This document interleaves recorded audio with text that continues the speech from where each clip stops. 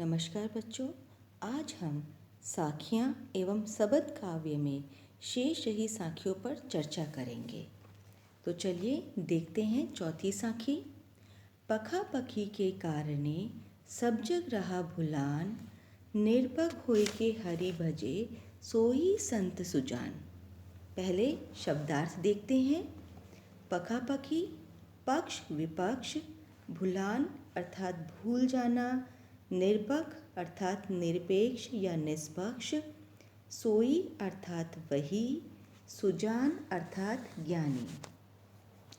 इस साखी में कबीरदास जी कहते हैं कि संसार के लोग पक्ष विपक्ष के कारण अंधेरे या अज्ञान में पड़े हुए हैं। जो किसी पक्ष के साथ जुड़ जाता है उसे उसमें अच्छाइयाँ ही अच्छाइयाँ नज़र आती हैं, जबकि दूसरे पक्ष की अच्छी बातें भी उसे बुरी ही लगती हैं। अपने पक्ष के प्रति अंधश्रद्धा तथा विरोधी पक्ष के प्रति अंध विरोध के कारण व्यक्ति दूसरे मत की अच्छी बातों को जानने से वंचित रह जाता है। ऐसा व्यक्ति अपनी रूढ़िवादी मान्यताओं से जीवन भर चिपका रहता है। इस कारण संसार के वास्तविक ज्ञान को वह प्राप्त नहीं कर पाता।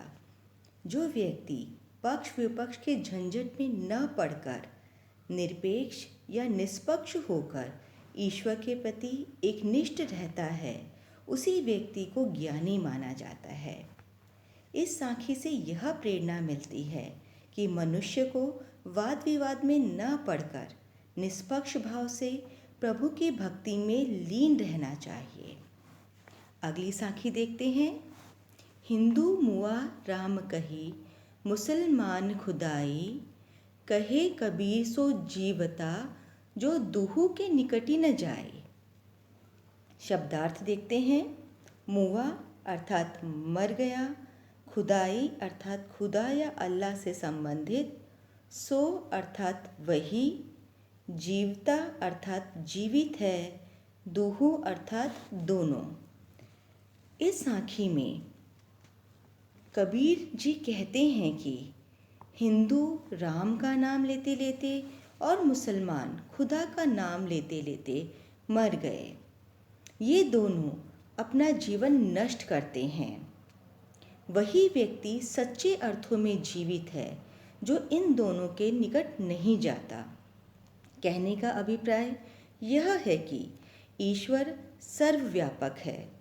लोग भ्रमवश उन्हें अलग अलग मानते हैं। राम और खुदा एक ही है। उनके नाम पर किसी प्रकार का भेदभाव उत्पन्न करना ठीक नहीं है। आज अच्छा जीवन वही व्यक्ति जी सकता है जो किसी संप्रदाय विशेष के बहकावे में न पड़कर अपने कर्तव्य पथ पर निरंतर आगे बढ़ता जाए। इन सब झंझटों से दूर रहने वाला ही उचित ढंग से जीवन जी सकता है। इस साखी के माध्यम से कबीरदास जी धार्मिक मतों एवं प्रपंचों से बचने की सलाह देते हैं। वे कहते हैं ईश्वर सर्वव्यापक है। ईश्वर की प्राप्ति वही व्यक्ति कर सकता है जो इन प्रपंचों से दूर रहता है। अगली साखी देखते हैं।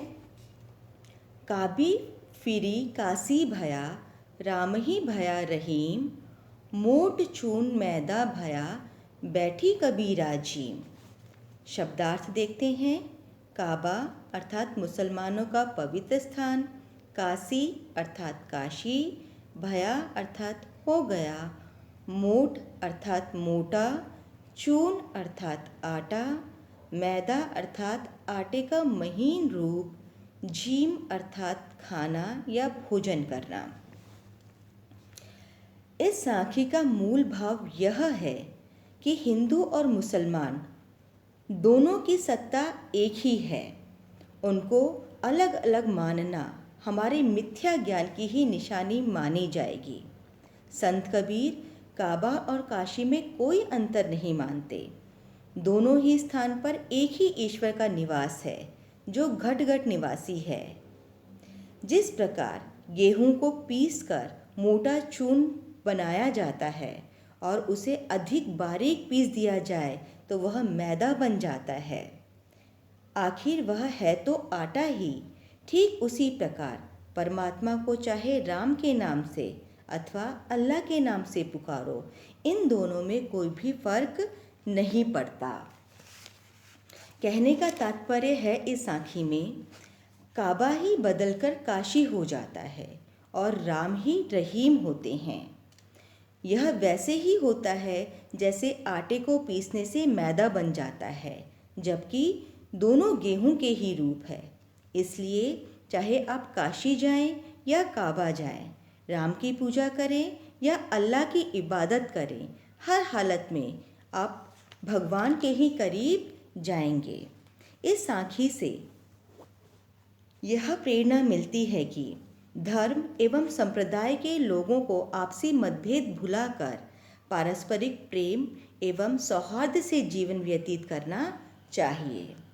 अब हम अगली साखी और अंतिम साखी जो है उसके बारे में देखते हैं। ऊंचे कुल का जनमिया, जे करनी ऊंच न होई, सुभरन कलश सुरा भया, साधु निंदा सोई। शब्दों का अर्थ देखते हैं। कुल अर्थात वंश या जाति, का अर्थात क्या, जे अर्थात जिसकी, करनी अर्थात काम या कर्म, सुभरन अर्थात स्वर्ण या सोना, कलश अर्थात कलश या घड़ा, सुरा अर्थात मदिरा या शराब, सोए अर्थात उसका। अब अर्थ देखते हैं। इस साखी में कबीर जी अच्छे और नेक कर्म करने पर बल देते हैं। वे कहते हैं व्यक्ति अपने अच्छे कर्मों से सम्मान पाता है, उसकी जाति या कुल देखकर नहीं सम्मान पाता। वह अपने महान कार्यों से ही महान बनता है। ऊंचे कुल में जन्म लेकर भी नीच काम करने वाले को कबीरदास जी ने निंदनीय माना है। जिसके ऊंचे और महान कार्य होते हैं वही ऊंचा कहलाने का अधिकारी होता है। केवल उच्च कुल में जन्म लेने से कोई व्यक्ति ऊंचा नहीं कहलाता। कवि कबीर उदाहरण देकर समझाते हैं कि यदि सोने के कलश में शराब भरी हुई है तो भी साधु सज्जन उसकी बुराई ही करेंगे। प्रस्तुत साखी में स्पष्ट किया गया है कि व्यक्ति को हमेशा अच्छे कर्म करते रहना चाहिए, क्योंकि केवल ऊंचे कुल में जन्म लेने से कोई भी बड़ा या महान व्यक्ति नहीं बन जाता। तो बच्चों, आज हमने इस वीडियो के अंदर शेष रही साखियों के अर्थ के बारे में चर्चा की। अगली वीडियो के अंदर हम लोग सबद के बारे में चर्चा करेंगे।